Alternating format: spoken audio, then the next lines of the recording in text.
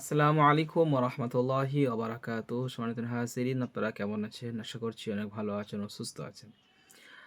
সম্মানিত হজরত, আজ আমরা একটি গুরুত্বপূর্ণ আলোচনা করছি যে সমস্যাটি, যে রোগটি আমাদের গ্রামগঞ্জে, শহর এলাকায় প্রচুর পরিমাণ ছড়িয়ে পড়েছে। এটা থেকে আমরা কিভাবে মুক্তি পাবো? এটা থেকে কিভাবে আমরা বাঁচবো? পবিত্র কালামুল্লাহ শরীফের মাধ্যমে আল্লাহ সুবহানাহু ওয়া তাআলা বলেছেন, বান্দা, যেখানে পৃথিবীর সব শক্তি শেষ, সেখান থেকেই আমার শক্তি শুরু হয়। আলহামদুলিল্লাহ।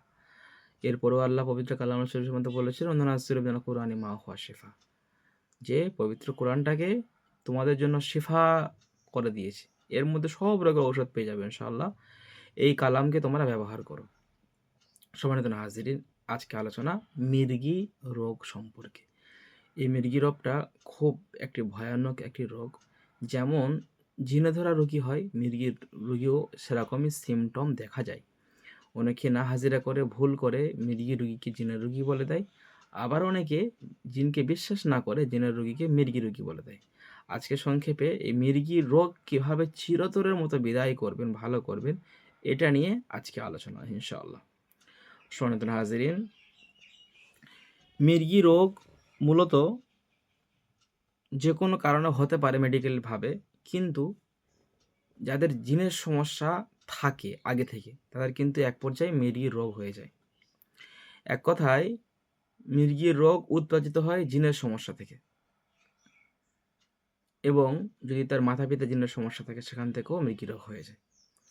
সম্মানিত হাজিরিন, মির্গি রোগ থেকে মুক্তি পাওয়ার জন্য আপনি কোরআনিক ট্রিটমেন্টে যদি লাগান, ইনশাল্লাহ খুব দ্রুত রেজাল্ট পাবেন, খুবই পরীক্ষিত।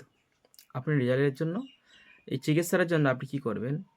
আপনি একটি সাদা মুরগি লাগবে, এবং এই সাদা মুরগিটা শুধুমাত্র আল্লাহর জন্য জবাই করবেন। আমাদের মুরগির কিছু প্রয়োজন নেই, মানে অন্য কোনো কারো উৎসর্গ করার জন্য না, শুধুমাত্র আল্লাহর জন্য। কুল ইন্না সলাতি ওয়া নুসুকি ওয়া মাহইয়ায়া ওয়া মামাতি লিল্লাহি রাব্বিল আলামিন। আমাদের সমস্ত কিছুই আল্লাহর জন্য।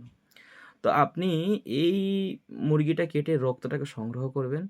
স্ক্রিনের মধ্যে এখন যে তাবিজটি দেখতে পাচ্ছেন, তদবিরটি, এটা আদাদ সংখ্যার তদবির। এটা আপনি একটি যে সাদা মুরগির রক্ত নিয়ে এটা আপনি ভোজ পাতার উপরে লিখবেন। ঠিক আছে? ওই একেবারে সাদা মোরগ রক্ত নিয়ে ভোজ পাতার মধ্যে লিখবেন। এরপরে বাকি মুরগির গোশতের অংশটা যে মির্গি রুগী তাকে খাওয়াতে হবে, ওরা পরবর্তীতে খাওয়াবেন, কিন্তু আগে চিকিৎসাটা শোনেন। এটাকে সম্পূর্ণ লিখবেন। সম্পূর্ণ লেখার আগে আপনি ইস্তেগফার পড়বেন 11 বার, দরুদ শরীফ পড়বেন 11 বার, এরপর অক্ষরে সুন্দর করে লিখবেন। সুন্দর করে লিখে এটা আপনি নিজের কাছে প্রথমে সংগ্রহ করে নিজের কাছে রাখবেন। ঠিক আছে? এরপরে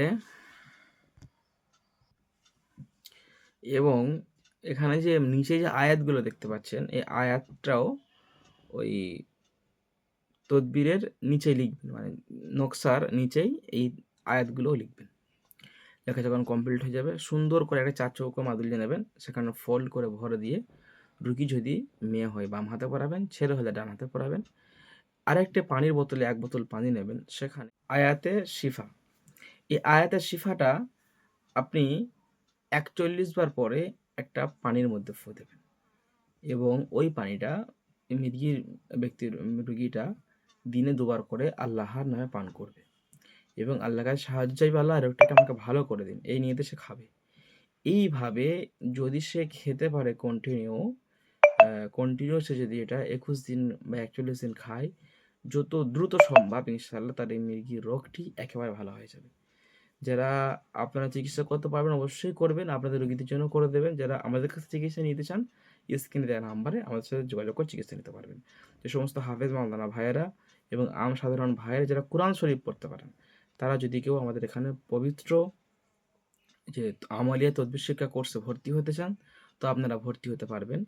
আর নিজেকে দক্ষ একটা মুদাব্বিরও তৈরি করতে পারবেন। যে সমস্ত ভাইয়েরা তদবিরও জানেন না বা কোরআন পড়তেই জানেন না, তারা আমাদের কোরআন শিক্ষা একটি কোর্স আছে আলাদা, সেটা ওই কোরআন শিক্ষা কোর্সে ভর্তি হয়ে নিজেকে একটি বড়, মানে কোরআন তেলাওয়াতকারী আপনি তৈরি করতে পারেন।